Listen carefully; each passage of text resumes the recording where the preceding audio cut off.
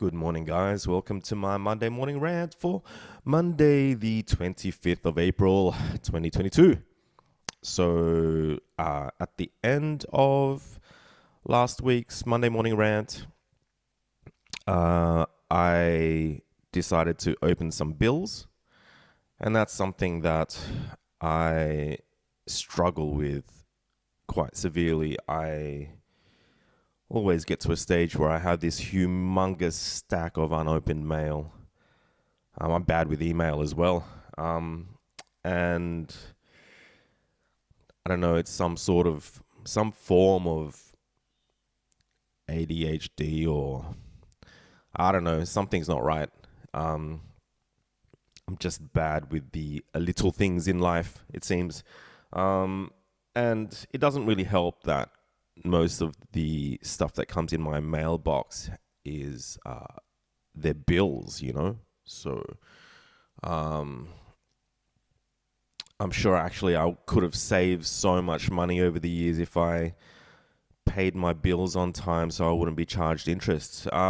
Anyway, I opened up some mail, and yeah, the bills, and primarily I'd realized that the rego on my Honda Jazz had expired, and I'd been driving it around. I don't drive around much anymore, but I had been driving it around without rego. So I paid that. And then there's the GT-R rego, which requires special attention because, it's an old car and needs an inspection and all that shit. And I've been paying the rego for that car for so many years now without driving it at all. Um, it was a fair few months ago now where I went downstairs and had a good look at it and was very upset to find that there was quite a bit of surface rust forming on the car, especially around the window seals, the door seals, um, in the engine bay, and around the suspension towers and stuff like that. I wouldn't say it's structural damage yet. It's not like you can put your foot through the floor or anything like that. But rust is cancer for cars, and I live right by the beach, right? So it's just not a great place to store a 90s car. And that garage, it's damp as fuck, and there's mold all over the car, inside and out. It's just really sad. It was super sad to see the car in that state, and it really threw me off for a few days. It really upset me because, uh, I always imagined this car to be with me for life, that I was going to be buried in it. It's not far off. It's a really powerful car. It's got no safety, no airbags. All those times that I was chasing PBs in this car, I did come off the track, and when I did, I'd always shit my pants. And yeah, honest truth is I'm just not as crazy about cars as I once was, and never expected this to be a situation. I didn't plan for it, but I did plan to keep the car forever. And so many people have, a few months ago, came out and said, well, even if you don't fix it, it's still an investment, and it's appreciating, it's going up in price. But yeah, I'm an impulsive person. What can I say? When I saw the rego had expired on the GT-R, and I just thought, fuck it, I'm going to sell it. And quite literally, that minute that I thought that, I went up on Facebook, and I posted the car for sale for $50,000. I know it's worth, like, in its prime, if it was perfect, if it was in great condition, it probably would have been worth $150,000. And 50,000 is it's one of those things where I set that price because I just want it gone. I just wanted it gone, and I could have sold it for 80. Yeah, could have made more. Whoever buys it at 50, I knew whoever bought it at 50 could have flipped it the same day. And to right, I left my phone number, and my phone blew the fuck up, as in I had to put it on silent. I got hundreds of messages, uh, SMSs, Facebook messages, WhatsApp, Instagram. Hundreds. I'm talking like 300 messages. And I just decided not to look at any of them because it was just too much to deal with. But a few hours later, after I listed it, I decided to at least read the messages from people that I knew. And there were a fair few people that I knew that were interested in taking the car without looking at it at all. As in, give me your BSB, I'll put money in your account right now. Or let me come over tonight or tomorrow and let's finish the deal. And that's what I was looking for, right? $50,000 for my GT-R. I mean, come on. Like, all those people that were sending me messages about how much do you want?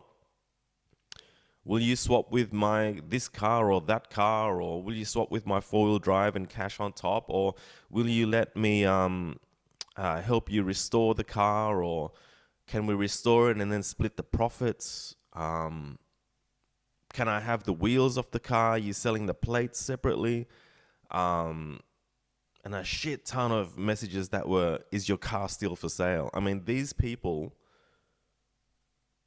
I didn't reply. I hardly even read them. I only responded to people who knew. Oh yeah, can I have a look at the photos of the car? Can you go down and take some photos? No, people who knew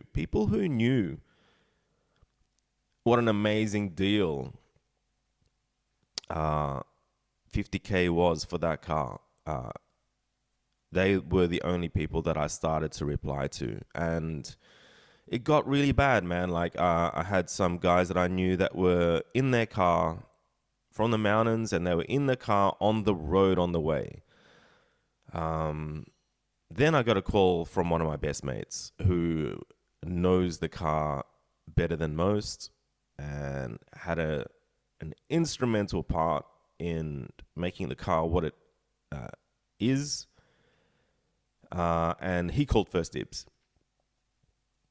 So I had to call up the guys that were on their way and tell them, I'm so sorry. They pulled over the side of the road. They were crushed. They were really upset. They offered me more money. Quite a few people offered me more money when I told them that the car was sold. And again, yeah, it cut me a little bit that I could have made more money. But hey, it was just the mixed emotions, you know? So the good news is that the car is in good hands with someone who has a humongous history with the car. I'm not mentioning who it is because I don't want that person to be bombarded by messages about whether he would sell it to them for more money, of course. But it's in good hands. Who knows, you know, when it gets restored, I get to drive it again. But being 100% honest, I'm not even interested in driving it again. If I ever get out on the track again, I'd be probably even more happy in like a Toyota 86 or an MX-5 or something. Something that doesn't bite your fucking ass if you make a mistake. Something that I could have a lot more fun in. It's something safer too. So yeah, like, I dealt with messages from people for a fair few days after selling the car, wondering whether the sale had gone through, and but mostly people who were like super upset, sending me messages with crying emoticons or whatever they're called, and people literally saying how upset they are that I sold the car. And you know, for a while there, I just didn't really understand. I still don't really understand that. Like, why are people so upset that I sold my car? It's not like I fucking destroyed it. If anything, I sold it to bring it back to its former glory, because that's not something that I could have done. And it's not like I was driving it anywhere. I wasn't bringing it to shows or taking it out to the track. It was just rotting rusting in my garage. So I struggled a little bit to understand why people are so upset. And some people were trying to explain that, I suppose it was a poster car for them and they had it on their walls or on their desktop wallpapers, and it inspired them to build their cars and all that kind of stuff. And I get that, but at the same time, I don't understand why you'd be upset if, I don't know, if you were a fan of the Batmobile and then that got sold and put in a museum or something. Like, it's the same thing. Like, I just don't understand why people tied something that I made in the past so much with who I am today, or so much a part of my personality. It's almost like, I started to believe at some point that the car was like my fucking Superman outfit or something. And it gave me superpowers. It defined me. All I can say is, like, I feel quite relieved that it's out of my hands and I don't have the guilt of having this amazing piece of history rotting away in my garage. So I feel relieved, and I feel a bit more freedom. And the $50,000 is not going to go a long way, like, I've got a broken dishwasher. I've been hand washing my dishes for a couple of years now, and the range hood in my kitchen's broken too. So when I cook, it's not good. My whole deck and garden outside's just falling apart, and there's stuff that I could just instantly spend that $50K on. It'll be gone on just fixing shit. So, it wasn't necessarily about the money either. It was more about the guilt of just knowing that every day that goes past, that car is just getting in worse condition. And my mum did offer for $30K for me to fix the car up, so long as I sell it, So that got me thinking too, like, I could fix it and then sell it and make it 3 times the money, potentially. But yeah, I don't think I was going to win in any case except for the way I've done it. I've read a fair few comments saying he sold it too cheap, or he sold it so cheap. If I sold it for too much, people would be complaining too. Just a whole lot of weirdness on social media. It's just another reminder for me to get off social media. It's like, it's coming close, guys. I am very close to just saying goodbye to Instagram and Facebook and all this shit, because it's just I just don't get it, and it's not okay.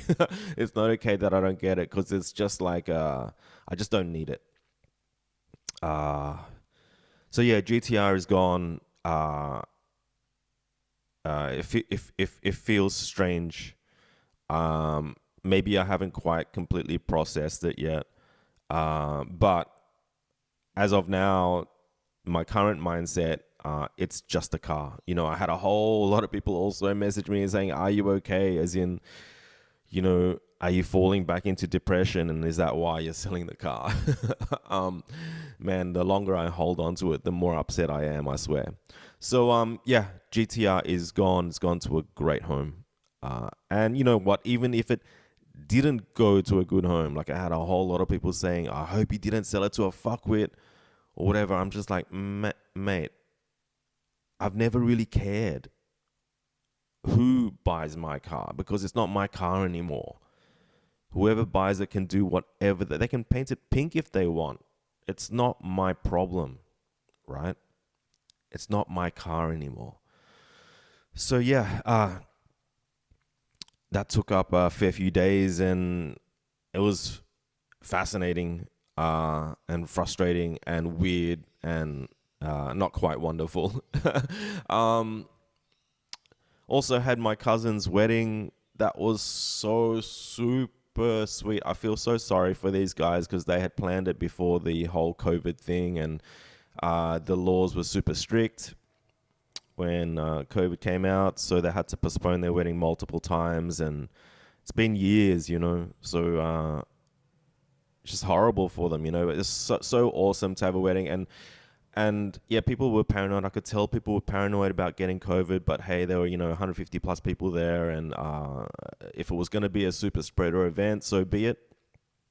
Uh, the church service was really awesome. The priest was so chill, super funny, and I thought he had so many great stories about like his parents and love and how hard love is and how much hard work it takes in bad times to stay married. He was super realistic, relatable. It's what the church needs. Church services are generally pretty fucking boring and by the book, as in like they'll just read out the fucking Bible. And the Bible is really hard to understand, So when you have a guy up there that's just uh, probably full of messages of the Bible, but saying them in a way where you can digest it easily. Like I said, super relatable. He was just funny and it made the church service really sweet. And a whole bunch of my relos are over from Indo, so it's amazing that they made the trek considering the current state of the world. It's been great to catch up with them. Um, and the function, I forget what do you call it, the after the ceremony, but the function was super cool, and they had my cuz had a live band going all night, and in the end a DJ, and everyone hit the dance floor. I got to dance like an idiot, and that felt amazing. And just catching up with the cousins, especially the guys from Indo, and saying thank you to a whole lot of people that were adults when I was a kid, and that taught me so much in life when I was a child, and I remember them. I remember the amazing things that they were telling me when I was a kid, and sort of sought them out and just made sure I said thanks to a fair few people. It was a really good night. And I'm really happy for my cuz and his new wife. And the speeches, man, the speeches were so sweet. Love is oh man, when it's on, it's on. It's so thick, it just fills the room, and yeah, it's not like I'm clucky or nothing, but like, man, like I understand weddings. I get it. I get it. One thing that was still I find weird is the bit where after the wedding, after the church ceremony, they've got to sign documents, like pieces of paper. Like there must be a building somewhere out there that has stacks and stacks and stacks of wedding registry books with people's details and signatures and signing their lives away. I mean, what the fuck would happen if this building caught on fire? Like, I don't know. Like, I don't quite understand the signature thing. Like, we still have to sign our credit cards and bank cards, and I don't know who the fuck checks the signature anymore these days. Like, it's like when I sold the GT-R, I didn't have to sign any papers anymore. We just went online on our phones and I disposed of the car by clicking a few buttons and entering my license number, and that was it. It was done. So I suppose the church is old school, and the registry is old school, and this stuff sooner or later going to be in the cloud, right? But yeah, it was an awesome wedding, and I had a lot of fun, and that's about it. So it turned out to be a pretty good week. The wedding was awesome, and my relos are still here, so I'm catching up with them today as well, later today. And at the end of the week, I'm booked in with Sasha to get my tattoos fixed up. All the tattoos that I did on my right hand that are shit, like they're so bad, I'm getting them all fixed up, and I'm getting a shit ton more tattoos done on my left hand. I can't wait for that. And later that night, on the same night, I have to attend Nanami's first art show, her first serious art show. I would not miss it for the world. My hands are going to be fucked up, and she's asked me to take photos, but I will do the job. And proudly, and I'm very excited. There might be a few people there that I've butt heads with over the years, but yeah, it's not about me. It's not about them. It's about Nanami. So I'm more than excited for her, and I know she's going to be feeling sick in the tummy with nervousness this whole week. Uh, but it's her big night, and I know that she will be absolutely fine on the night. So yeah, I'm gonna leave it at that. I hope everyone has a good week. I shall catch you guys in the next one. See yous.